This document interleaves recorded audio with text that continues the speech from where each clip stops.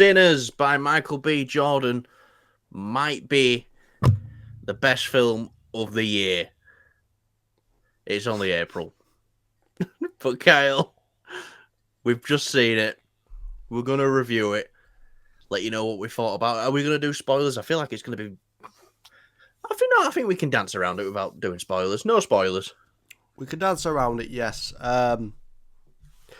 Callum, what do you think of this film? Just like, because I know you sort of not introduced me to the director Ryan Coogler, but you definitely sort of like opened my eyes to the other films he's done. Obviously I was first introduced to his work, obviously with Black Panther, as a Marvel fan. And then I went to go watch his other films. I went to go watch Creed. I'm not really into those type of films. I fucking love Creed. And then obviously, of course, Fruitvale Station, which I know yeah, that is, I think, so good. Yeah, so good. Yeah. Where does this stand? Just briefly, where does this stand as a Ryan Coogler film for you? I tell you right now, it is without a doubt Ryan Coogler's best film by a long shot, and he's made some pretty fucking good films as well, like Fruitvale Station, the first Creed, Black Panther. He has made some good movies. This blows it out of the water by a mile and two.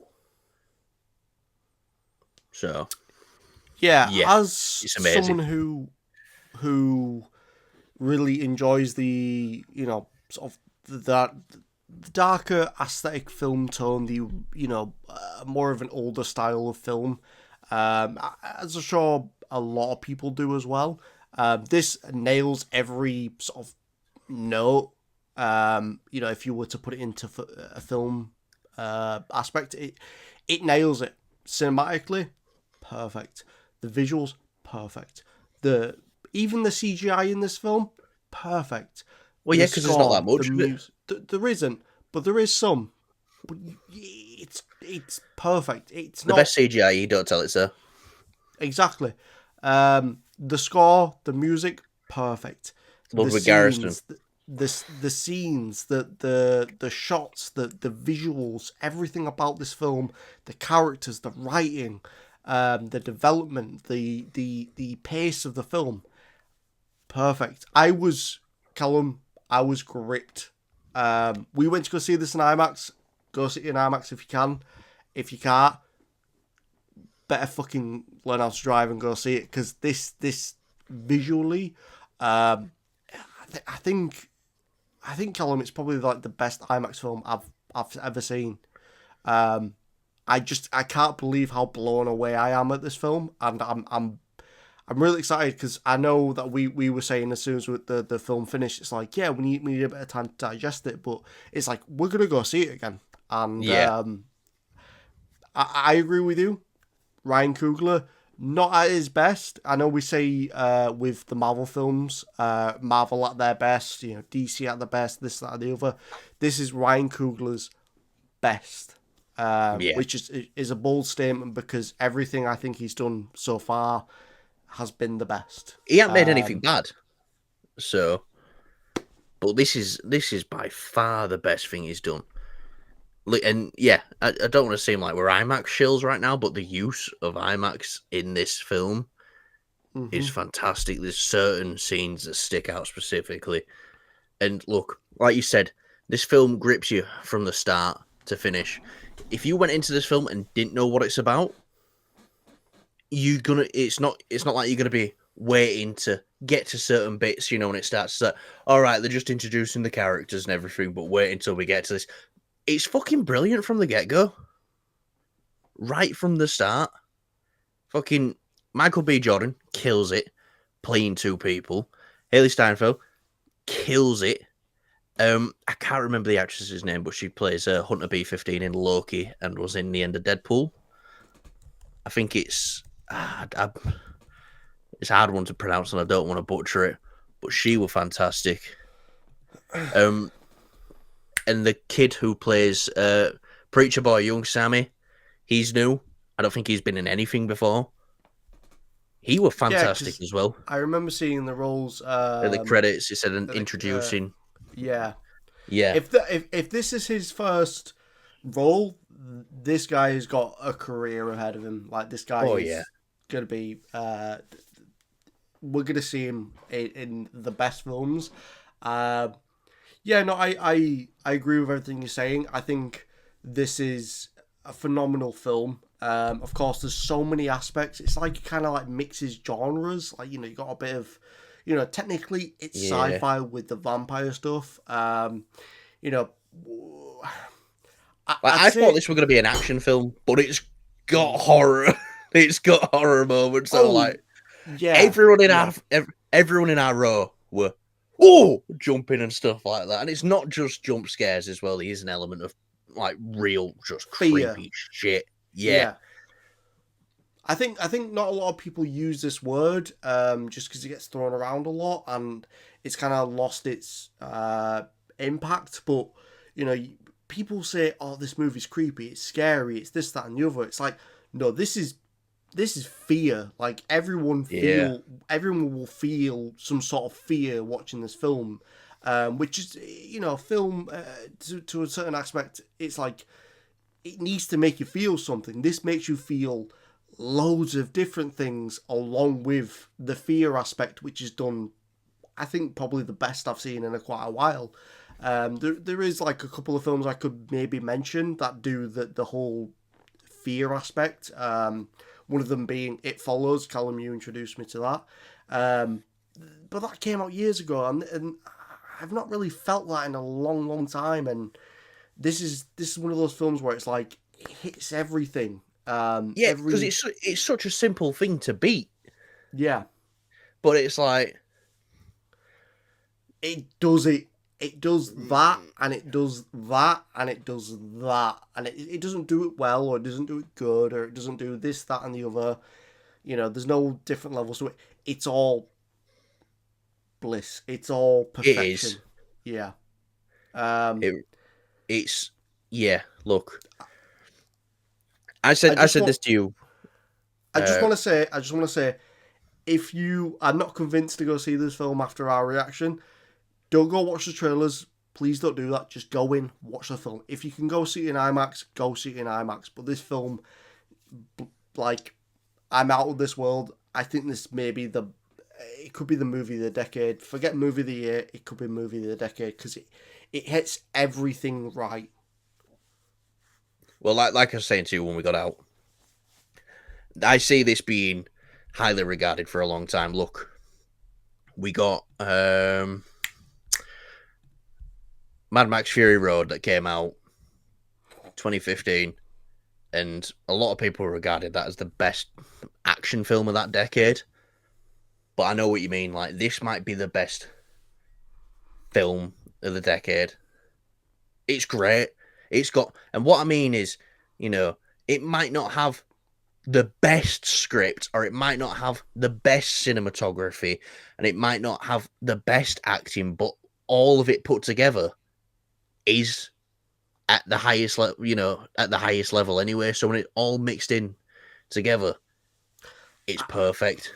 I kind of want to disagree with you there. I think everything that the script, the acting, I think it was all perfect, and I think. Yeah, no, that's what I'm saying. Oh, But okay. it's not the best, like the best performance, but it's up there. You know what I mean? Like it's like maybe one behind it in every aspect, but it takes everything from every, you know what I mean, and brings it all together.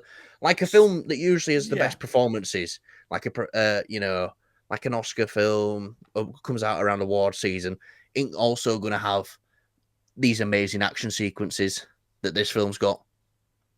It goes to 9.9 in that area and then 9.9 in that area, 9.9 over there, and brings it all together. And this is what cinema is. It is. I think I get where you're coming from, and I get why I know what you're gonna say. This is why we love the cinema, and I don't mean to steal that away from you, but I slightly disagree with you on that. I just think instead of 9.9, I think it does everything it does is a 10. If there was an element that I'd say like that it didn't do a 10 out of 10, I'd be like, that's it. But they did everything that they chose to do. Ryan Coogler chose to do this style of action, this style of horror, this style of writing, this style of suspense, that everything. I, I, I fucking love this film. I'm sorry, Colin. I slightly disagree with that, but I was like, oh my god, this Yeah, is everything is being perfection. done at the highest level in this Mm-hmm. film. Look, everything in this film was being done at the highest level. Everything. And I think that's what's great about it, and that's what brings it all together. You know what I mean? It's like it's doing I everything at the highest level. For me, when I went to go see this film, I was hearing all the great reviews. I was hearing like 9 out of 10. And it's like, just give this film a 10 out of 10. It is that it does everything well. Maybe it might not succeed out of a 10 out of 10 rating, but it's a flat solid 10. You can't give that for every film. You can give it a 5, 6, 7, 8. If you really like it, you can give it 4, 3, 2, 1. If you sort of really didn't like it, but it hits every nail there. Yeah, And I think like I said, maybe in I'm some in complete aspects agree. I'm it in goes complete as agreement with you. yeah. In some aspects it may exceed it. For example, like the horror. I think it did it. I don't know if that's because of what I was expecting, but it just did it, and I was like, wow, fucking terrified here. Um, Edge of my seat stuff. So yeah, I love this film, Callum. I would recommend if you're a fan of just Ryan Coogler, if you're rather a fan of Michael B. Jordan. If you're a fan This of cinema, is go see this. This It's yeah, once in a lifetime that a film like this comes around, and you get to go see it in the cinema. It is perfect.